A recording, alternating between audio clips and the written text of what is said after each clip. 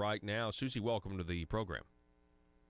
Good morning. Thanks for having me. Absolutely. So let's just start with the obvious, okay? There's not a lot of people who are Democrats or who run as Democrats that come on this show. I think maybe we've had 4 or 5 on, and we've been on almost 10 years or almost 9 years. So Susi, first of all, I understand that you were going to file as a Republican or attempted to file as a Republican initially, but did not. Tell us about what brought you to this point. Okay. Shout out to my friend Chuck Clifton for twisting your arm a little here, Paul.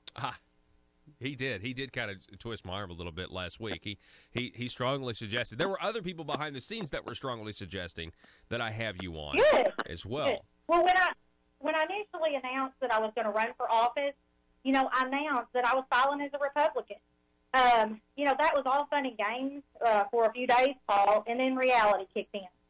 My close friends, Democrats and Republicans, they gave me a reality check, and if you have good friends, they'll give you a reality check, and I needed one.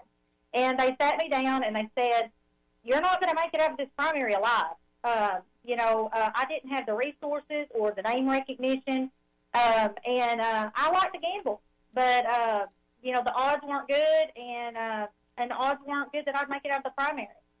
So because there were 2 candidates seeking that nomination, I filed as a Democrat, and with respect to both parties. I wanted voters to get to have the opportunity to meet me and ask me questions, and I don't regret that decision in hindsight because here we are. So do you have anybody though that's like kind of hey, I don't know if I can vote for you because you're a Democrat and because of what the party stands for. Which I'll be honest, what the party stands for, Susi, is not something that I agree with or can get behind. And I understand that, and that's why I stuck to what I said from the beginning. I announced that, I put that in writing, and I was real clear, that the red ticket was full and that I needed more time. And this is what this opportunity has given me. Reality was simple, Paul. When my friends hit me with this, I realized they were right. Reality was that if Sturge won the primary, I was going to be able to show voters that his voting record isn't one we can be proud of. It's not one we can trust. And I felt that this would give me the opportunity to show voters I'm more conservative and I'm more reliable than he is. Well, and so this is the part, folks, that's fascinating to me, because the parts of James Sturge, Republican James Sturge's voting record that I disagree with on a on a conservative basis, meaning that he is not a conservative Republican, are the same issues, from what I can gather, Susi, that you're raising. So do you identify as a conservative, but you're running as a Democrat just as a political vehicle? Would that be consistent? Is that true? I am definitely a conservative candidate, and I think that I've shown that throughout the race when people have asked me questions. I've already shown that I'm a lot more conservative than James Sturge. Right now, James Sturge is a yes on issue 1. Paul, he can't be yes on issue 1 and be a pro-life candidate. You can't.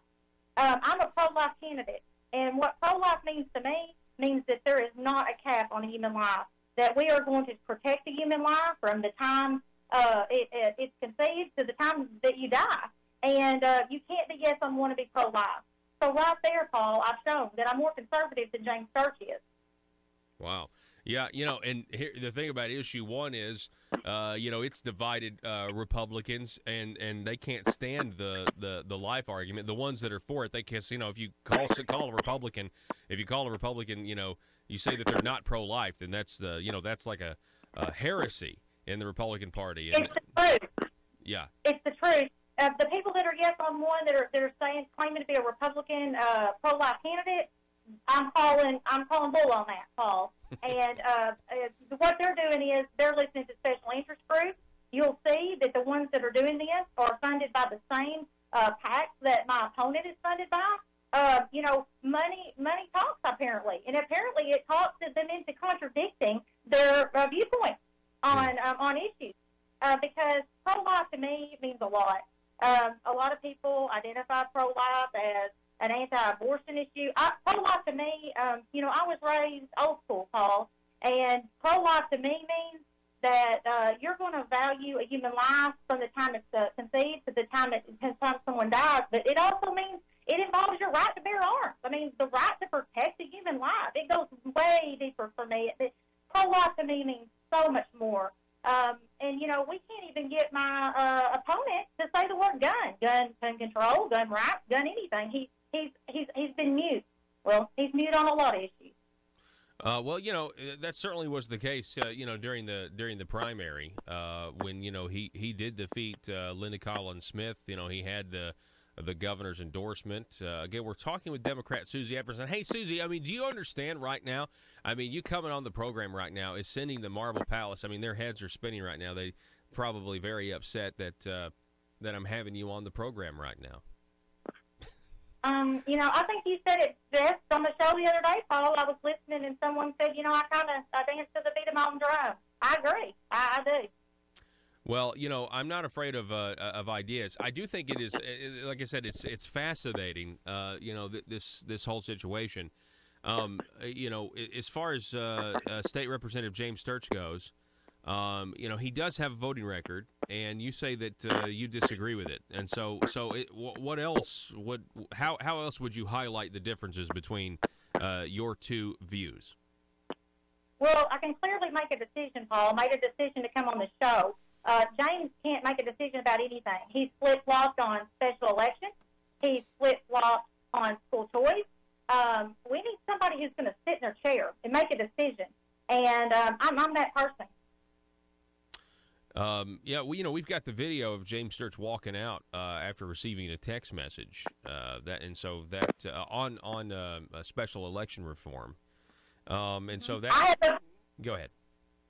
I have a video of him telling everyone that's not even his fault, that he was called and told to get up out of his seat. Now hang on, say that again. He was what? He said that he was called and told to get up out of his chair. Oh, that he was called and told to get up out of his chair. Well, yeah, that's what I mean. The video I have, that seems to be what happened. That he was, he looks at the phone, gets a text message, and then leaves, and kills a really good bill that he had just voted for. And it only passed by 2 votes, and then of course they struck 2. He wasn't in his seat when they called his name again. So, we're talking with Susi Epperson. So, Susi, I've been noticing. Go ahead. That decision, Paul, I want people to understand that decision that he made to get out of his chair, it didn't just cost our district. It cost everyone in the state, and I don't think that's what people understand. And I need people to understand that what he did has cost taxpayers all over the state, Paul, and it's a shame. And people need to know that he's the one to blame for this. Interesting.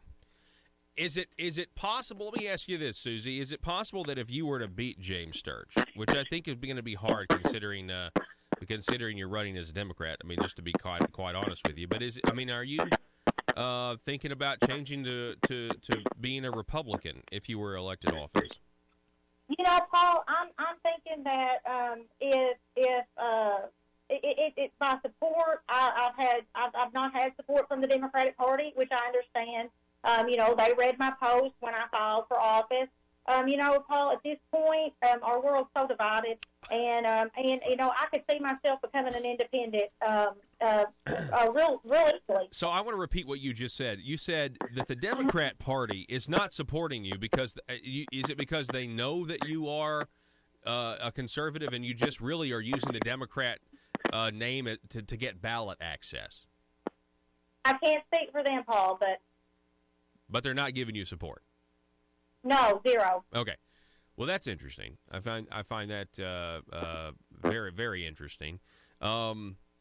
So let me ask you this: the culture in Little Rock right now, generally, how would you describe it? I heard Josh Miller describe it the other day as a little swampy. Once you get to the River Bridge, and I'm smelling it all the way from Batesville, Paul.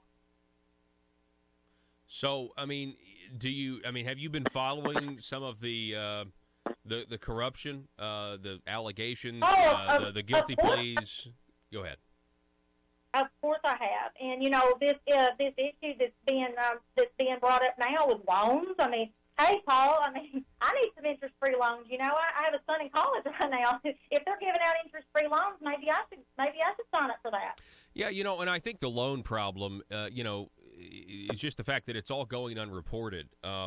It's not illegal for a legislator to give another legislator a loan, but when you do it and then you don't report it, it makes it seem shady because, honestly, I think there would have been a lot of rank-and-file Republicans that had a big problem if they knew that Joe Jett had given had given him the Speaker of the House $16,000. Vice versa with Jake Files, now convicted felon, Jim Hendren giving him $4,000. I think if more people knew that was going on, they would think, wow, it really is like a lean on me and I'll vote for your bill, later situation, or you'll vote for my bill when I need your vote. That kind of stuff, when you're financially vulnerable, then you basically leave yourself open to being manipulated, controlled, blackmailed. All kinds of things come to mind. And I wonder if there are other legislators out there, Susie, who have taken loans and not reported them. I'm beginning to wonder the same thing because in light of everything that's going on, I've asked people that have tuned into my Facebook post. I've asked them. I said, why don't you reach out to him and ask him if he's accepted any loans, my opponent, and he's not returned phone calls. And I think that's interesting. I'm not accusing him of anything, but had I been in his shoes and I hadn't accepted any loans, I would have been able to have answered that question really quick. No, absolutely not. I've not accepted loans from my fellow seatmates or my fellow legislators. And I think he needs to make that statement for us, Paul. Well, I think it's time that he comes out and says that. Well, I think at this point, if there's anybody out there, Republican or Democrat, running for public office, anytime there is a new revelation that is exposing corruption or the appearance of corruption, I think it's just good governance and good politics to go to your people and, condemn the actions and say, hey, I haven't done any of this stuff, and we need to figure out a way to stop this because I know it's concerning to you, and it's definitely concerning to me. We want good, honest government, and we want honest government so that then we can honestly talk about policies, taxes, regulation, that sort of thing. It's hard to do those things if the Speaker of the House is getting $16,000 from a Democrat and then the Democrat gets the most powerful committee chairmanship in the House afterwards. I mean, it's really difficult. So, anyway, Susie, I'm going to give you the last word, and I really appreciate you coming on the program.